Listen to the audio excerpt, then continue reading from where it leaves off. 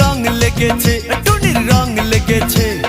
টুনি নাকি সিনেমার নায়িকা হয়েছে। সেই ছবিতে নায়ক নাকি থাকবে সাকিব খান। ছবিটার নাম নাকি তুমি আমার জান। টুনির জ্বালায় এবার আমার যাবে রে প্রাণ, যাবে রে প্রাণ। রং লেগেছে, মনে রং লেগেছে। টুনি নাকি সিনেমার নায়িকা হয়েছে।